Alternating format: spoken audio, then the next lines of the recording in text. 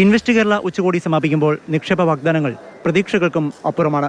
1 ലക്ഷം കോടി പ്രതീക്ഷിച്ചപ്പോൾ 1.5 ലക്ഷം കോടിയുടെ നിക്ഷേപ വാഗ്ദാനങ്ങളാണ് ലഭിച്ചത്. തുറമുഖം ലോജിസ്റ്റിക് പദ്ധതികൾക്കായി അദാനി ഗ്രൂപ്പ് പ്രഖ്യാപിച്ച 30,000 കോടി രൂപയുടെ പദ്ധതിയാണ് ഏറ്റവും വലുത്. ടൂറിസം, മെഡിക്കൽ, ലോജിസ്റ്റിക്സ്, IT, ഭക്ഷ്യ സംസ്കരണം തുടങ്ങിയ മേഖലകളിലാണ് നിക്ഷേപ താൽപ്പര്യങ്ങൾ ഏറെയും ലഭിച്ചിട്ടുള്ളത്. 374 കമ്പനികളിൽ നിന്നായാണ് 1.5 ലക്ഷം കോടിയിലധികം രൂപയുടെ നിക്ഷേപ വാഗ്ദാനം ലഭിച്ചത്. കേരളത്തിൽ നിന്നുള്ള സ്ഥാപനങ്ങൾ ഉൾപ്പെടെ നിക്ഷേപം വൻതോതിൽ വാഗ്ദാനം ചെയ്തിട്ടുണ്ട്. ലുലു ഗ്രൂപ്പ് 5,000 കോടി, RP ഗ്രൂപ്പ് 2,000 കോടി, ജോയ് ആലുക്കാസ് 1,400 കോടി, ഹൈലൈറ്റ് ഗ്രൂപ്പ് 10,000 കോടി, ഇൻഗൽ 1,130 കോടി എന്നിങ്ങനെയാണ് കേരളത്തിൽ നിന്നുള്ള കമ്പനികളുടെ വാഗ്ദാനം. 6 വിദേശ രാജ്യത്തു നിന്നും നിക്ഷേപം സംബന്ധിച്ച് ധാരണയായിട്ടുണ്ട്. കേരളത്തിന്റെ വ്യവസായ ചിത്രം മാറുകയാണെന്ന് മന്ത്രി P. രാജീവ് പറഞ്ഞു.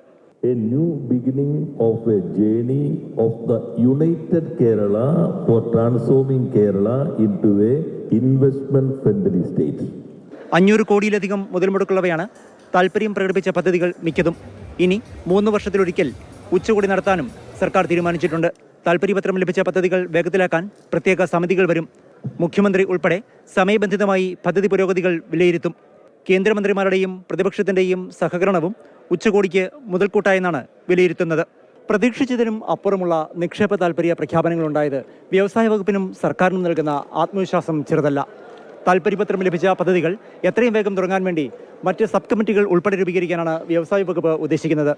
ഭരണ പ്രതിപക്ഷവും കേന്ദ്ര സർക്കാരും സമ്മിറ്റിൽ ഒരുമിച്ച് നിന്നതോടെ കേരളത്തിൻ്റെ വ്യവസായ ചരിത്രത്തിൽ അത് പുതിയ സൂചികയാണ്. പ്രദീപ് ജോസഫ്, മാതൃഭൂമി ന്യൂസ്, കൊച്ചി.